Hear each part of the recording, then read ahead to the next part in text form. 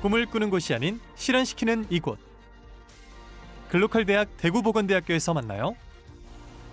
글로컬대학 대구보건대학교. 시청자 여러분 안녕하십니까? 매달 자동 이체되는 통신요금 내역, 앞으로는 꼼꼼하게 챙겨보셔야겠습니다.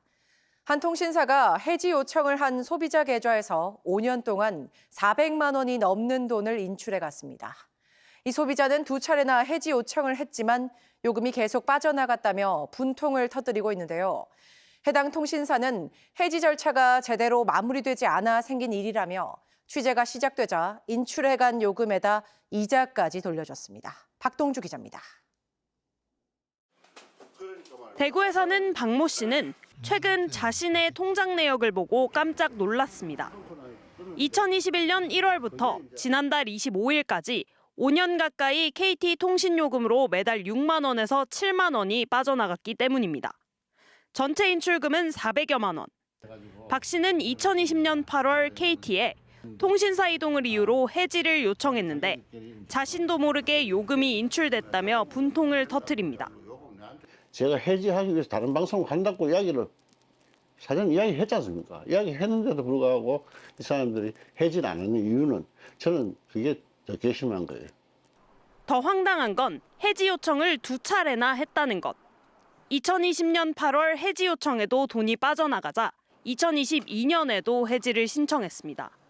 해지해달라고 하는 거는 내가 분명히 말씀을 드렸고 이야기를 드렸는데 그 돈이 전부야 그러고 나는데 해지가 안 됐는가 봐요. 그래 자기들 말로는 해지 요청을 안 했다. 나는 분명히 해지했는데. 이에 대해 KT는 박 씨의 첫 번째 요청을 3개월 이용 중단으로 처리하고 요금을 재부과하면서 이를 문자 메시지로 알렸다고 해명했습니다. 또 두 번째 해지 신청에는 고객센터에서 관련 절차가 제대로 마무리되기 전에 전화가 끊긴 것으로 보인다고 설명했습니다. 이에 박 씨는 요금 환불을 요구했고 KT는 취재가 시작되자 5년치 요금 전부에다 이자까지 돌려줬습니다. 올해 들어 지난달까지 방송미디어통신위원회에 접수된 통신분쟁 조정 신청은 모두 1,887건으로 지난해보다 300건 이상 늘었습니다. 지난해 조정 신청 1,533건 중 해지 절차 미흡, 약정 만기일 안내 혼선 등으로 생긴 분쟁은 전체의 5분의 1에 달하는 275건으로 집계됐습니다. TBC 박동주입니다. 12.3 비상계엄 1년을 하루 앞두고 당시 국민의힘 원내대표였던 추경호 의원에 대한 법원의 구속영장 심사가 진행되고 있습니다. 계엄 당일 국민의힘 의원들의 소집 장소를 여러 차례 바꾸며 계엄 해제 표결을 방해한 혐의를 받고 있는 추 의원. 어떤 결과가 나오든 정치권에 큰 파장이 예상되는 가운데 구속 여부는 빠르면 오늘 밤 결정됩니다. 현경아 기자가 보도합니다. 오늘 오후 2시 20분쯤 서울중앙지방법원에서 열린 영장실질심사에 출석한 추경호 국민의힘 의원은 짧은 입장을 밝힌 뒤 취재진의 질문에는 답하지 않고 법정으로 들어갔습니다. 오늘 정치적 편향성 없이 법원의 공정한 판단을 기대합니다. 이상입니다. 윤 전 대통령으로부터 이상.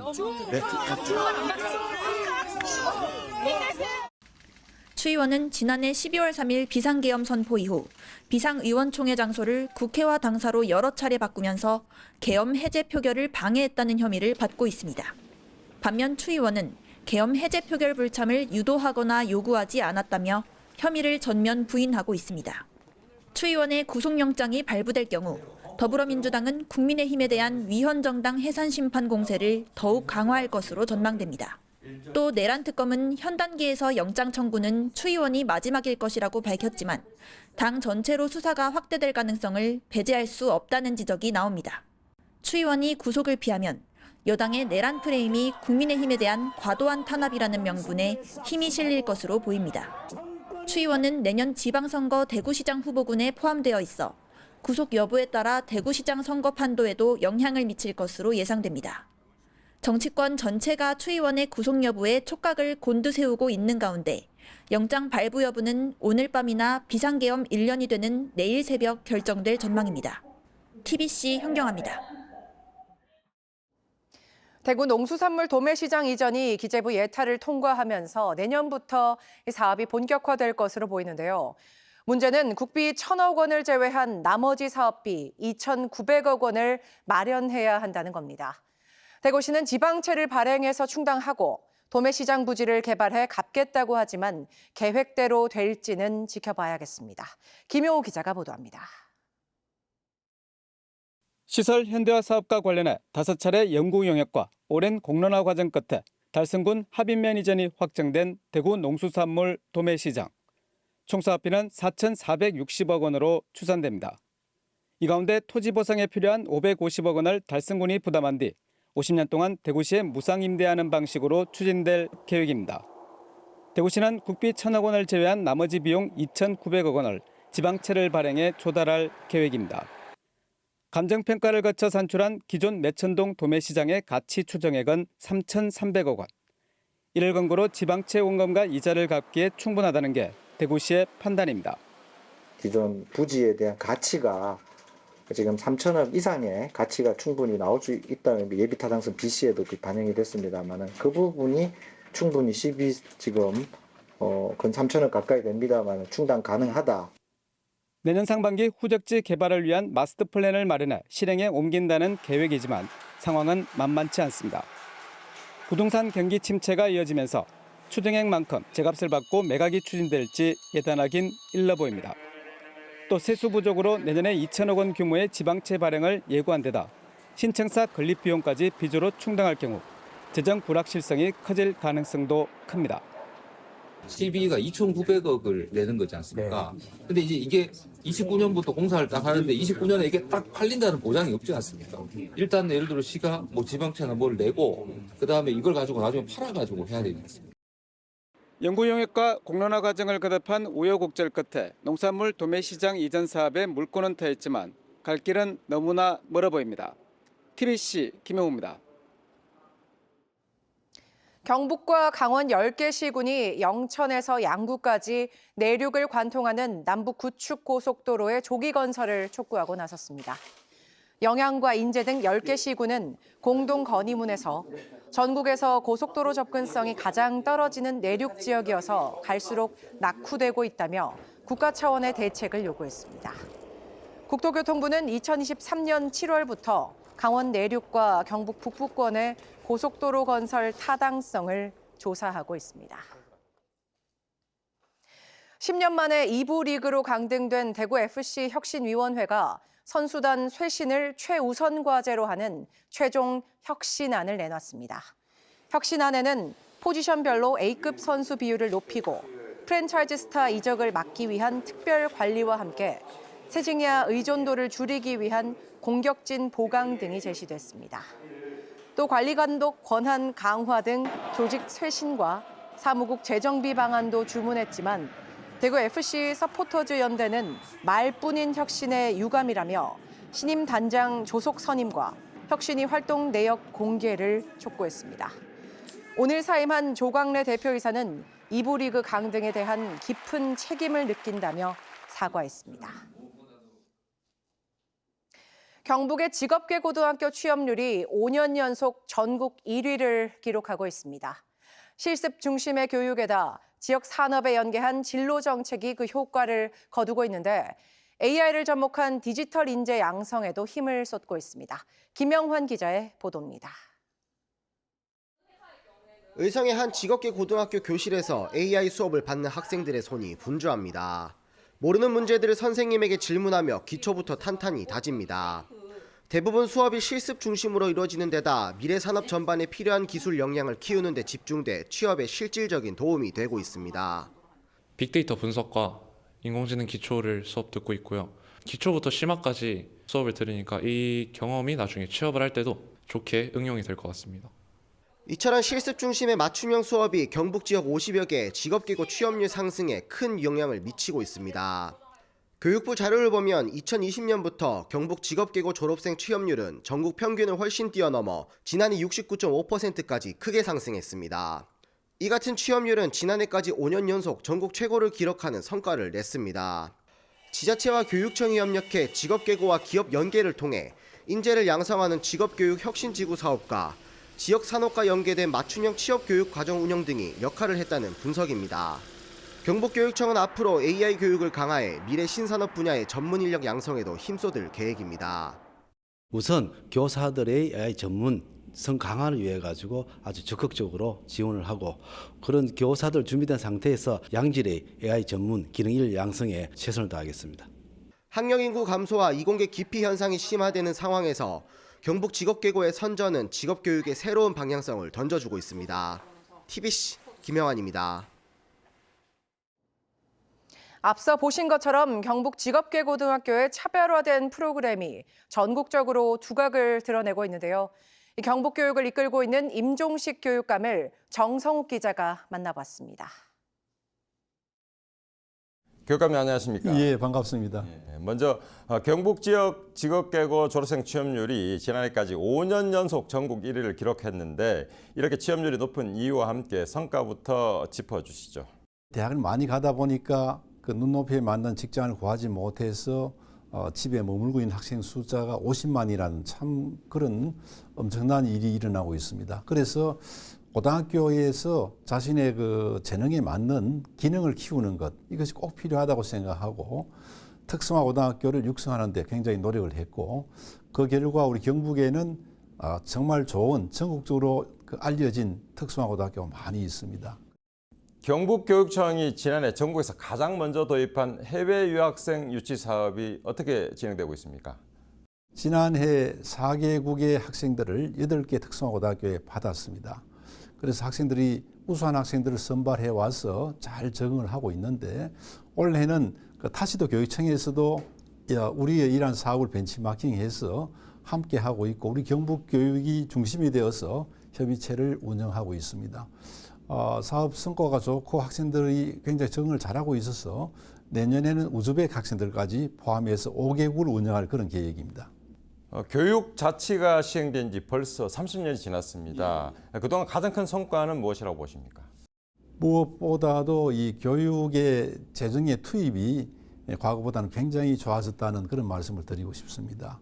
내국세 20.79%가 이 교육세로 배정이 되기 때문에 우리 오래된 낡은 학교들 그린 스마트 학교로 전환을 했고 또 무엇보다 학생들의 우리 그 복지가 많이 좋아졌습니다. 이제는 그 지역에 맞는 그런 다양한 교육 정책들이 나와서 교육 정책이 많이 지금 옛날보다는 좋아졌다는 그런 말씀을 드리고 그 외에도 상당히 지금 교육계가 민주화되었다. 이 선출을 하다 보니까 민주화되고 또 교육이 학교에만 이 울타리에 속에 갇힌 것이 아니라 지역사회에 함께하는 여러 가지 그 사업들을 하고 있다는 그런 말씀을 드리겠습니다. 우리 지역 같으면 그 지역 소멸이나 그 학령 인구 감소 뭐 이런 문제들이 심각하게 대두가 되고 있는데 지역사회와 함께 이런 문제를 해결해 나가는 것이 중요하다는 생각을 하고 있고 그다음에 학교에도 다양한 교직원들이 함께 생활합니다. 그래서 이분들과 호흡을 맞추고 갈등을 줄여나갈 수 있는 정말 현장을 잘하는 그런 리더십이 필요한 때라고 생각을 합니다. 미래 사회 대비해서 앞으로 경북 교육은 어떤 방향으로 나가야 할지 말씀해 주시죠. 아이들이 디지털 세상에 너무 노출되고 여러 가지 마약이나 도박이나 이런 그 위험에 노출되고 있습니다. 아이들의 마음 건강을 챙기는 것이 우선적이라는 생각을 하고 있고요. 다음은 이제 AI의 발달입니다. 이 급속하게 발달하고 있는데 이 AI를 수업에 어떻게 활용할 것인지 AI를 통한 맞춤형 교육을 하게 되면 교육 격차를 많이 해소할 수 있는 그런 희망이 있다는 생각을 하고 있고요. 또 AI를 그 선생님들의 업무를 도우는데 그런 쪽에 노력을 한다면 선생님들이 온전히 아이들 교육에 초점을 맞출 수 있겠다는 생각을 하고 있습니다. 그리고 앞으로 이 사회가 지속 가능할 수 있도록 생태교육 쪽에도 많은 관심을 가지고 노력하겠습니다. 오늘 이렇게 출연해 주셔서 감사드립니다. 고맙습니다.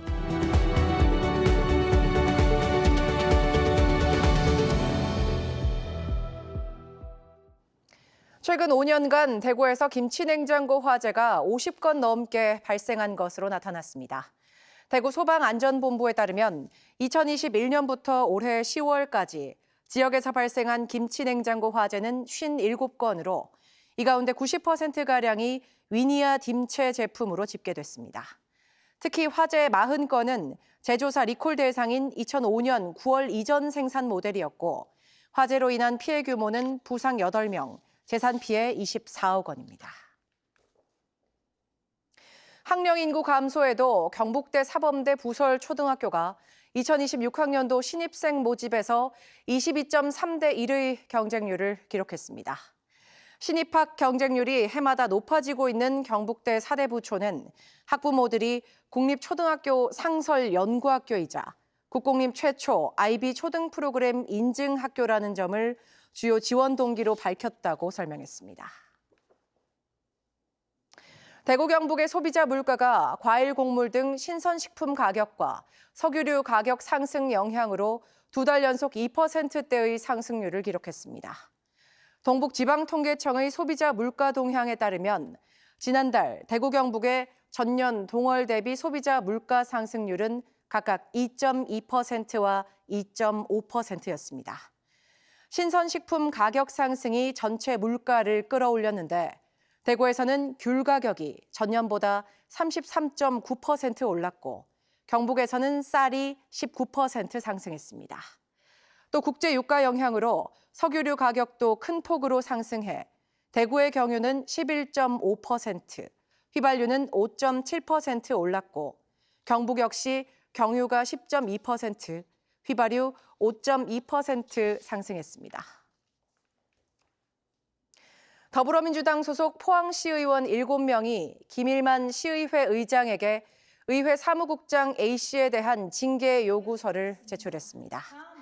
이들은 지난 9월 임시회에서 전자투표 표결 방식의 오류 가능성 문제를 두고 A 국장이 민주당 일부 의원과 고성을 주고받는 등 의회 품위를 훼손하고 공식 사과 요구를 거부했다며 엄정한 징계 의결을 요청했습니다. 이에 대해 A 국장은 그간 사과를 위해 민주당 의원들을 직접 찾아가고 사과 의사를 전했다며 본회의장에서 사과할 사안은 아니라고 밝혔습니다.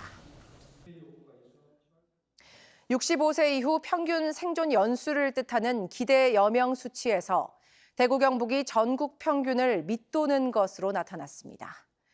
보건복지부가 발표한 2024 사회보장 통계집에 따르면 지난 2023년 기준 대구 경북의 65세 기대 여명은 각각 21.1년, 20.9년으로 전국 평균 21.3년보다 낮았습니다. 성별로는 경북은 남성 18.5년, 여성 23.2년이었고 대구는 남성 18.8년, 여성 23.3년으로 여성이 남성보다 5년가량 높았습니다. 대구경제정의실천시민연합은 성명을 내고 청탁금지법 위반 혐의로 벌금형을 선고받은 대구 달서구의회 정창근 부의장에 대한 징계를 촉구했습니다. 정 부의장은 22년 전 지역 건설공사와 관련된 주민 대표를 기자 A씨에게 소개해주고 A씨로부터 현금 100만 원과 6만 7천 원 상당의 식사비를 제공받은 혐의로 재판에 넘겨져 벌금 300만 원과 106만 7천 원의 추징명령을 선고받았습니다. 이에 대해 달서구 의회는 항소 중인 사안이라 재판 결과를 기다리겠다는 입장을 내놨습니다.